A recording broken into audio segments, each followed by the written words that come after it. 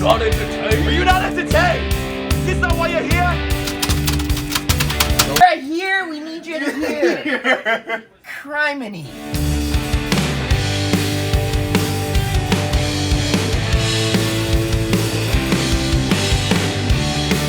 It's time for NTV Sports Central with your hosts, Trey Redfield and Darren Winberg. Good evening. Welcome into another episode of NTV Sports Central. Darren Winberg, Trey Redfield. Trey, how we doing today, buddy? We're a little tired. Just shot a little bit of junior golf. Yeah.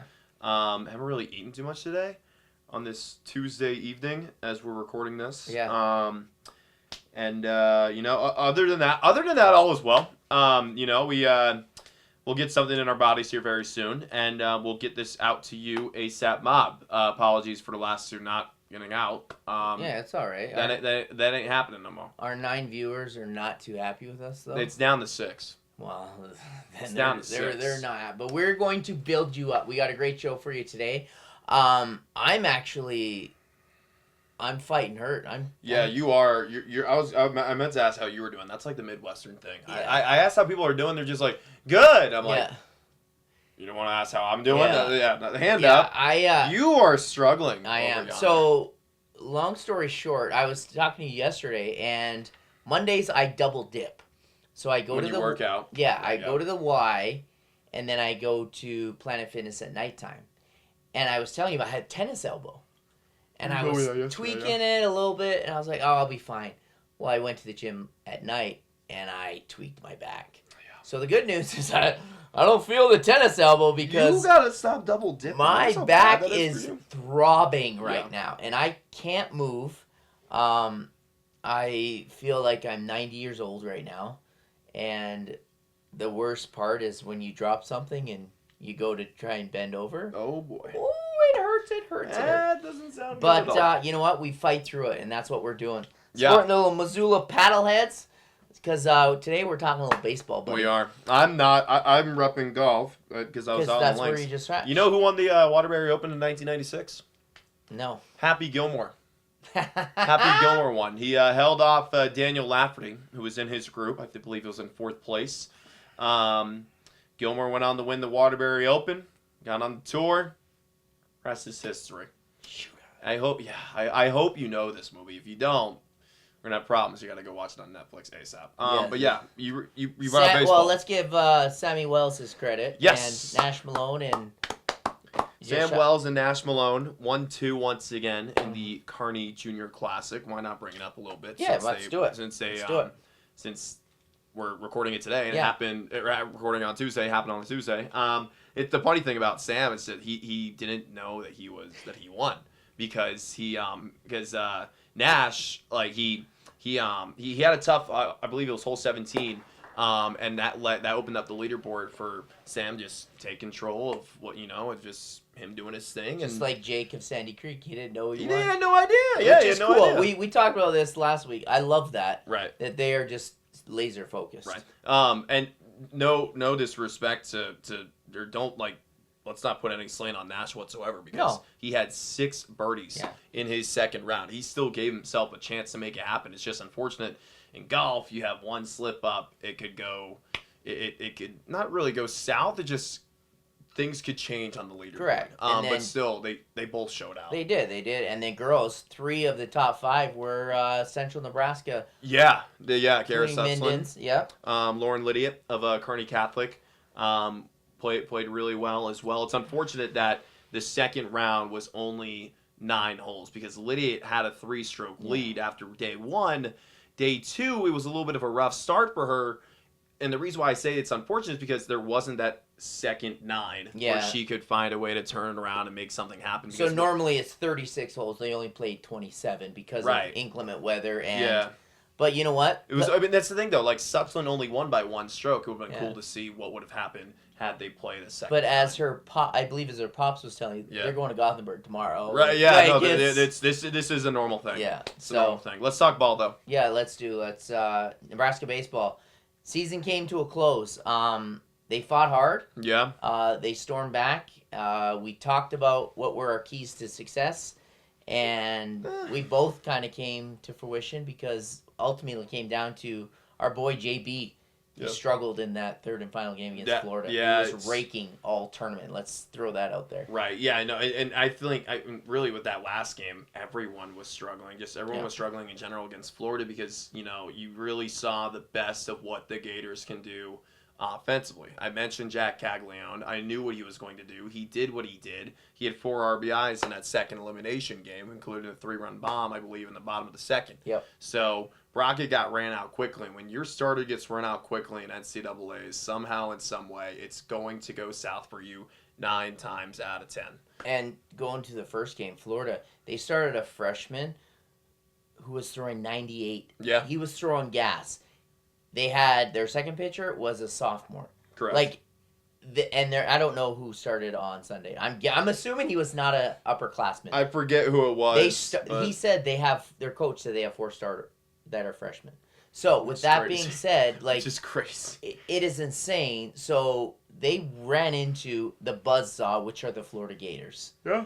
And even if they were 28 and 27 going into the tournament, everyone knows what Florida's worth. Like, most of its team is still back.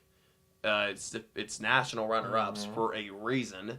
And now they go play a really tough Clemson team in Supers, and I think that's something that Florida could take to 3 games. Yeah. What it does to me, it reminds me of you get these college basketball teams that play all these tough schedules, and their RPI is 10, but their record's like 21 and 11. Yeah, or 19 and 14, something like that. Oh man, they're not very good. No. It's no, they're good. You just didn't watch them all season. Correct. That's why you're saying they're not good. But Nebraska did well. They honestly, I think they just kind of ran out of gas. They ran out of arms. Well, losing that first game in the Big Ten tournament to come all the way around, you have that momentum, and then you kind of, what we talked about, run into the buzzsaw of Florida. Yeah. And it just, you get gassed, you get tired. Yeah.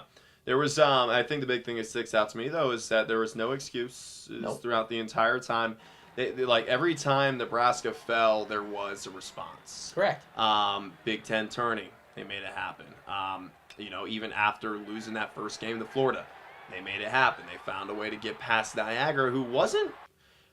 Canada, shout out to my Canadian friends. Yeah, just right across the river, right across the falls. But it's like, Niagara is no slouch. No. And it's unfortunate it's double elimination because, and the way Florida is, there's only so much you can do. Sure. But there was always a way to bounce back with this team. And I'm glad we saw one last bounce back with them to give us confidence to go into this Florida game. Because I honestly went into this game thinking like, hey, they have a shot if they can keep rocking the way they did for the Big Ten title game. And to bounce back, it starts at the top. And manager Will Bolt, he's that guy. Right. They showed video of him. Yeah, there were people that said wanted him out. Like, you want him out? What are you, dumb? 2001, he was a member of the Husker team. Yeah. And they showed video of it, and he's making a joke. Again, this is the 4th inning of the game against Florida. And right. He's like, oh, where'd you find the black and white tape? And it's like, Coach, you're getting beat. This game's, and he's like loose. Yeah. And the guys feed off that, and that's why it doesn't matter. They were down 10 runs. Right. They fought back. Yeah. I forget who said it. They said like baseball is such a long game, you can't fret yourself over it. Like you were down 4-0 against Niagara. I believe in the top of the second inning. Yeah. What happened? They found a way to come back and win, and let no 4-seed magic happen in their region. Well, and sometimes you just start seeing the ball. Yeah. The slider doesn't start sliding, and it's a hanging curveball and one swing of the bat. Right. Which is, we saw, 3-run home run. Gabe Swanson. Well, he was 2 solo shots. And then another one against Florida. Yes. And then 3-run home run, Case Sanderson, that really carried that momentum, got him over the hump. Right. And they just, ran out of gas. Yeah. And the cool thing about these tournament runs that they were on was there was always a guy that showed out at the plate. Before, with the Big Ten tournament, it was Josh Caron, right? Sure. 6 tournament home runs. That was a new record. This time around, Gabe Swanson, just keeping them in the fight. And guess what? He's back next year. He's back next year. Mason McConaughey, back next year. Most of these guys are coming back next year because of just how badly they want to compete. Some are going to go to the draft, and rightfully so. Nebraska had a good draft class last Sure. year. It's unfortunate it didn't make the tournament last year with who they had. It's going to be the same thing this year to see when their names get called and all that stuff, and it's going to be fun to cover. But as people who live here, who cover these teams, we're excited to see what they can do in 2025 because it was mainly Nebraska's conference the entire way. Correct. They're going to be an AQ somehow in some way next year, I think, as well. Yeah, and just nothing away from Nebraska, but Big Ten baseball stunk this year. No, it was awful. It was so awful. For Nebraska to get where they were despite the poor conference. Yeah. It just speaks volumes of them, and because Indiana got bounced, and then Illinois got bounced. Yep. Illinois got freaking trounced by Indiana State. I know Indiana State's a great program and all that stuff, but you lived and died by the long ball. Literally died by the long ball when it mattered most. It's unfortunate that the Big Ten is as low as it is because. You're about to turn into this big mega super conference. You are so lucky that there are some Pac-12 teams that made the tournament that know how to play a little ball out west. Well, West Coast. Yeah, Arizona got bounced. Yeah. Okay, cool. They'll find a way to be back in it next year. Even though they're going to the Big 12. Bye, no big deal. Oregon though, heading to super regionals. You're lucky they're on their way over here to make this conference somewhat better because it was atrocious to see the numbers of the Big Ten compared to the SEC and the ACC. And that's someone that comes from the ACC. Yeah. Like, you expect the same. And, it disappoints me. You want good baseball. And you don't really get that much in the Big Ten, sadly. Well, minus I'm Nebraska. Say this year, Nebraska. I'm not, I don't want people coming after me saying, oh, you're a big Nebraska hater. I'm not. I'm saying Nebraska's going to win this in conference. the past, the Big Ten has been great. I'm True. saying this year was brutal. Yeah. Yeah, it was a down year. Well, it doesn't really help that Matt Shaw left Maryland, but correct. Yeah. But all right, well, no, that's fine. Oh, let's. Anything else you want to say on Nebraska baseball? I'm just excited to see what they do next year. Pumped for when July comes around. We talk about these guys who get drafted, but more importantly, when February 25 turns, it's going to be the start of big expectations, I think, for this team. Correct. All right, well, before we get out of here, let's talk a little Nebraska volleyball. Yeah. Big news. They're once again going to be the showcase team and going to be national headlines this year. As they should be. Yeah, as they should be. 33-2. They're going to be in a showcase at the Yum Center. Yeah. Yum. Who else from KFC? I love me the KFC Yum Center, man. Yeah. It's the AVCA First Serve Showcase. So Nebraska's going to be playing Kentucky. And Wisconsin's going to be playing Louisville. All top 10 teams from a season ago. Right. And the best part about this, Nebraska hopes to start its season where it's supposed to end its season, knowing NCAA's, the semis and the final will be in Louisville this year. Which is a good way to tell a story. You start it the way, and you end it that way. It's an everlasting circle, and it's funny because, I was doing some schedule research, so Nebraska gets Kentucky in the opener, right? Beat them in 4 sets last year. The year before, they beat him in 3 sets. Right. Oh, is that what it was? That's why you were thinking that's what it was. Okay, that makes sense. Yeah. That's what makes sense. Okay. But he was right. I was wrong. But the year before, you were right. Yeah. That's why we had the argument. Okay, that makes sense. But, so... that's why my back is sore, by the way. He beat me up, so... I don't know about that. But yeah, so open up the season against Kentucky. The season opens up in Louisville, Kentucky, correct, playing UK, right? Ends in Louisville. With that, too, Nebraska's hoping to make 3 trips there because the second one in between, they're supposed to be playing Louisville as well. Yes, correct. If you look at Louisville's schedule, it's either going to be the 21st or 22nd. The Huskers have yet to announce it, but yeah, I mean, you're going to find a way to play perennial teams. Kentucky's one of them, and Louisville's going to be another down the road, one of the best in the ACC. And, talking with Coach Cook, May 4th? Spring match? Yeah, spring match. He basically... Way back yonder. He basically said they're not going to be able to go on any trips. Like last year they went to Brazil. Right. Everyone's playing Team USA or they're doing something. So they're not going to have as much time as they were to gel together, which is good because they return everyone. Thank goodness. Thank goodness.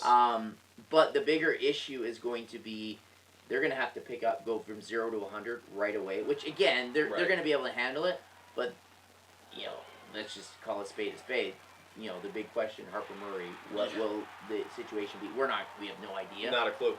We hope, obviously, everything is well with her and she gets everything figured out. But Coach Cook is like, all right, we're going to figure this out one way or another, so let's do it. And as you mentioned, ESPN2. ESPN2. And, and with that, too, knowing that there's not going to be, really a chance to gel, don't be surprised if they go on this heater of sweeping teams, from start to, the first 7 matches. Yeah.